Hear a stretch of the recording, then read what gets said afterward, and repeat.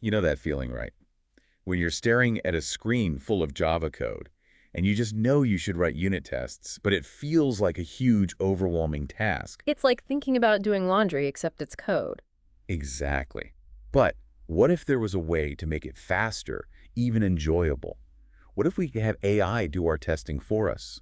Well, today, we're going deep into the world of AI-powered unit testing for Java to see if these tools live up to the hype. And we've got something special to help us out. You sent in some really interesting notes from a tech team meeting where developers were talking about their actual experiences using these tools. Real-world insights are so valuable because they cut through the marketing and give you the real story. Exactly. It's like we're getting a backstage pass to see how these tools perform in the wild. So let's join this tech team, shall we?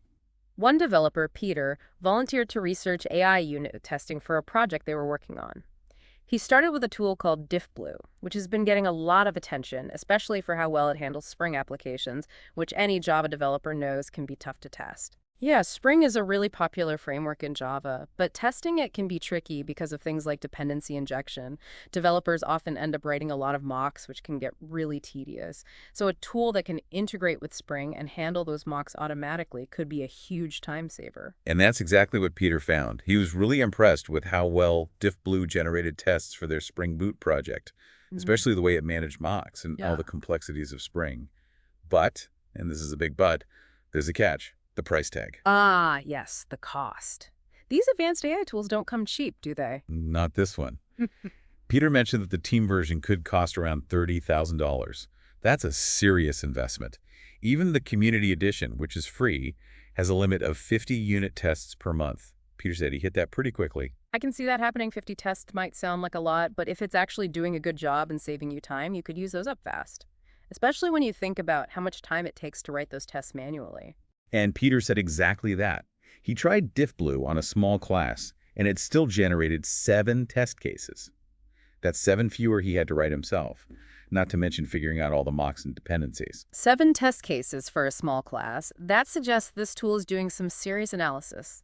It's not just spitting out generic templates, it seems to be identifying different scenarios and edge cases. That's where the real value of unit testing comes in. It's like having a superpowered testing assistant who can predict what might go wrong before it even happens. But not everyone has that kind of budget for a superpowered assistant, right? Peter knew that, so he kept looking, and he found a free alternative called Symflower. Free always gets my attention. Tell me more about this Symflower. What's the trade-off? What's the catch? Well, the good news is it's free, and it integrates directly into IntelliJ, which is super convenient, but it's not as powerful as Diffblue. If you imagine Diffblue is inspecting an entire building for structural problems, Symflower is more like carefully examining each room. So taking a more focused, micro approach, how does that affect how well it works? Well, it does seem to limit it. Peter mentioned that Symflower analyzes individual methods within a class, not the whole class at once. So it might miss those bigger picture interactions between different parts of your code. He also found that it sometimes struggled to analyze his code, which meant it couldn't generate any tests. Not ideal. It's like it's so focused on making sure each brick is perfect that it might miss a crack in the foundation. That's a great way to put it. And speaking of those finer details, there was one thing about Symflower that Peter thought could be really helpful for developers who like to use test-driven development, or TDD, where you write the test before you write the code. Right, TDD has become really popular. What did Peter find useful? So remember how Symflower couldn't always analyze the code well enough to generate a whole test case? Well, Peter realized that even when it couldn't create the whole test, it could often generate a basic template or structure for it. Interesting, so it's like providing a starting point. Exactly. And for TDD, that could be a real time saver. It's like instead of starting with a blank page, you've already got a basic outline to work with. You just fill in the details. It's all about reducing that initial friction, right? Even small things like that can make a difference. Absolutely. And this is where things get really interesting. Peter also talked about how they were using a surprising tool to generate test data, ChatGPT. Oh, now that's interesting. Using a language model for test data, how are they doing that? It's actually really clever. So these AI plugins like Diffblue and Symflower are great at generating the test cases, but they often struggle with creating good test data, data that is realistic and complex. And that's where ChatGPT comes in. Ah, I see. So they're using the right tool for the job. Exactly. ChatGPT is really good at understanding and generating text, right? Yeah.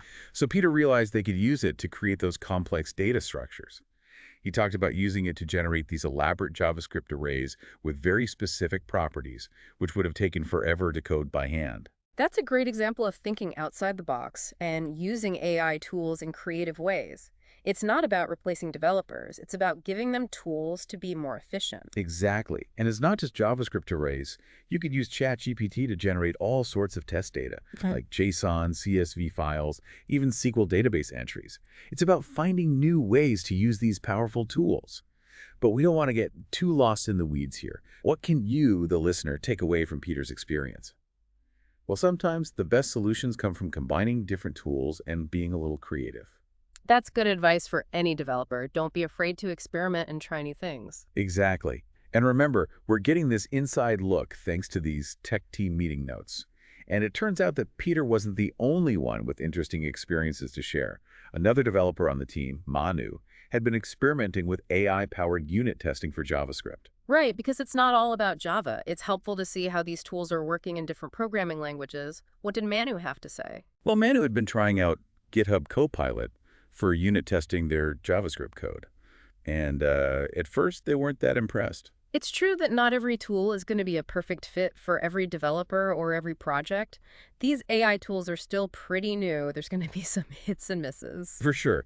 And I think Manu's experience shows that it's important to have realistic expectations. These tools aren't magic. They're not going to solve every problem instantly. But hold on, because there's another twist in this tech team meeting story. Remember how we've been talking about balancing cost and features? Well, Manu discovered a tool that seems to hit that sweet spot. It's called Cody. Cody, that's a new one. What was it about Cody that impressed Manu? So get this. Manu was impressed with Cody because it did more than just unit tests. It could actually generate those mermaid flow diagrams, the ones that visualize code. It could create those directly from Manu's Java code. Oh, wow, that's really useful. Being able to see how your code flows visually is so helpful, especially when things get complex.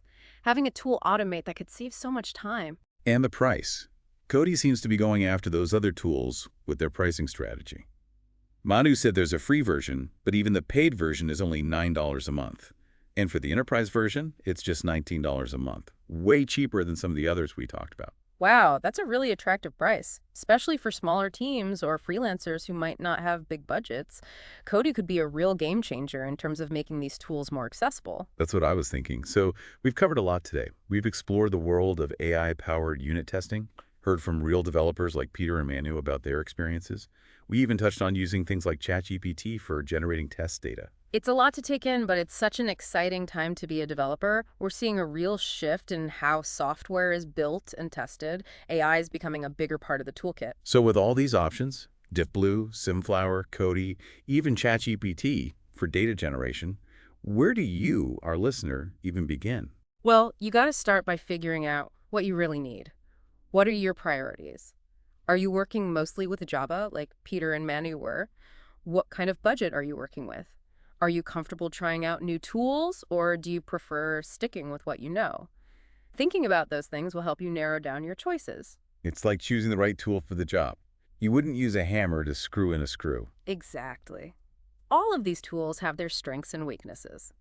Diffblue, with its Spring integration and powerful analysis, might be a great fit for a team with a larger Spring Boot project and a good budget. But for someone working on their own or a small team with a tight deadline, Cody's features and affordability might make it the better choice. And don't forget about being creative, like Peter was with ChatGPT. Sometimes the best solutions come from thinking outside the box. Right, and this is a field that's constantly changing. New tools are coming out all the time. Existing tools are getting updated. The important thing is to stay curious, try new things, and have fun with it. I like that. To wrap things up today, here's a thought for all of you listening.